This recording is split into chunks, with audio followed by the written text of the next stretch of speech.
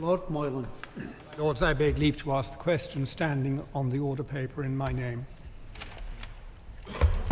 My Lords, when Great British Railways takes over, it will be responsible for the industrial relations of the railway. Its establishment depends, of course, on the passage of the forthcoming Railways Bill through Parliament. In the meantime, as each train operation comes into public ownership, the transfer of undertakings regulations will apply, and thus the existing negotiating arrangements will apply for these operators and, of course, also in Network Rail. There is currently no new industrial action on the railway network, except for a projected 8-week strike on Hull trains, an open access operator, not the responsibility of the government.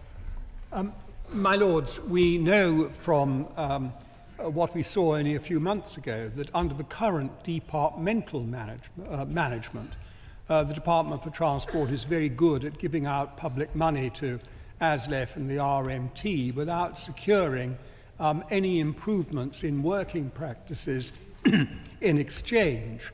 Why will this be different when GBR is managing the railways? What additional tools will they have that will secure the improvement in working practices on the railways that all of us want to see? The answer to the Noble Lord's point is that it will have competent long-term management. The reason why the longest dispute in recent history on the National Railway Network was the dispute which was solved with an additional 2% pay offer last summer. That dispute lost an estimated £850 million worth of revenue over the 2 years that it took place.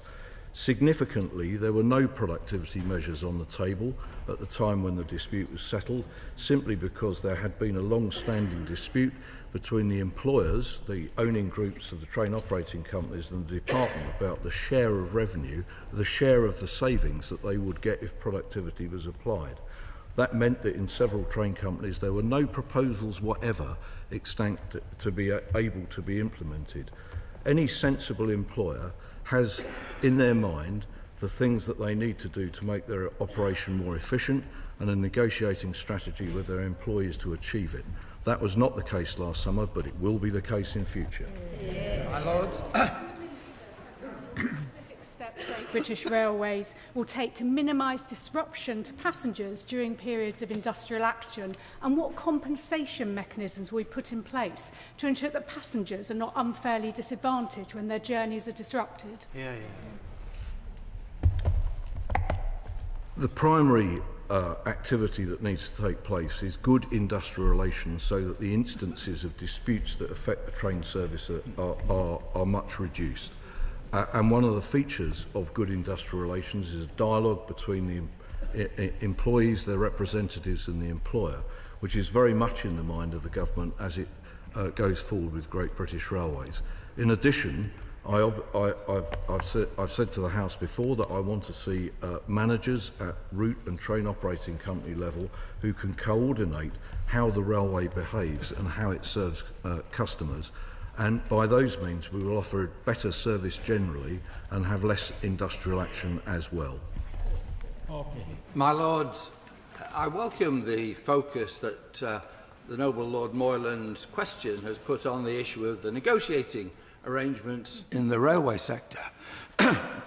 This was, of course, highlighted in the dispute that's been referred to before the general election, where a point was reached where, after very intense and prolonged negotiations, a potential settlement had emerged that the negotiators were prepared to support from all sides. Unfortunately, that settlement was not approved because the government's ministers decided to veto the possibility of that agreement being reached, bringing into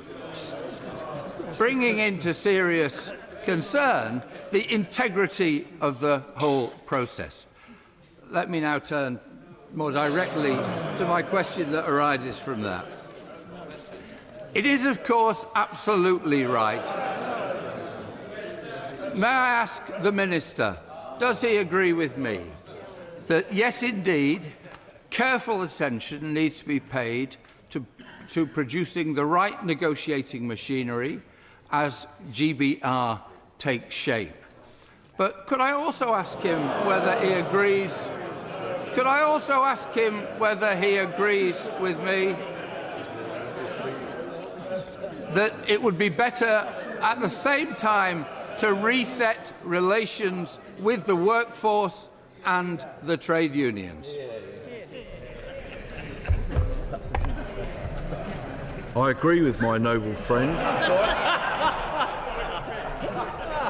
but I will add just one point, which is that actually government is responsible for the cost of the railways to the taxpayer, and because of that, actually governments need to make clear before the commencement of negotiations what the envelope is for the employers to negotiate. It's most unhelpful for government to intervene part or nearly all the way through. My Lords, can I urge all noble lords, which is question time, is up to 100 words, no more than 2 points. Further to my noble friend's question, does the noble Lord the Minister recall a speech which he made on April the 27th, 2022, when he was chairman of Network Rail, to the Railway Industry Association? And this is what he said: "The industry will not back away from its modernisation and cost reduction drive, despite the threat of strike action." Does that still remain his policy? Good question. I was wondering what I had said in April 2022. But actually, when I spoke to the Railway Industry Association, it was in respect of industrial relations in Network Rail, which I had the privilege to chair for 9 years with 30,000 odd employees. And what was very successfully concluded in the summer of 2023 was a groundbreaking deal with extensive productivity in a public sector corporation, which was not widely celebrated by the government at the time, because I don't think they really welcomed that progress, but was very much in line with what I said in April 2022. My Lords, I'll draw Lordship's attention to my register of interest, but would my noble friend not agree? It doesn't the lamentable record of the previous government when it comes to industrial relations on the railway demonstrate the need for an independent guiding mind in the form of GBR that we will hopefully legislate for soon? Doesn't it demonstrate the need to have an organisation that can take the heat and the fire and I'll say in some cases the ideological approach to industrial relations out of industrial relations on the railway and actually set a positive, modern, long-term framework for workforce relations in that sector? Not only do I completely agree with my noble friend, but the noble Lord Moylan might recall when he was the Deputy Chair of Transport for London and I was the Commissioner, that we went to the ends of the earth to keep industrial relations matters away from the political leadership of the Mayor and within the organisation, because the right way of concluding both wages and conditions is for the employer to negotiate with the recognised trade unions of the employees, and political influence really doesn't much help in those relationships. Let's give the noble Lord give the House an assurance that the weekend roster has been sorted on particularly the East Coast Main Line stations along that route, and that the excuse that there's no crew available will not be used over weekends this summer. In Northallerton.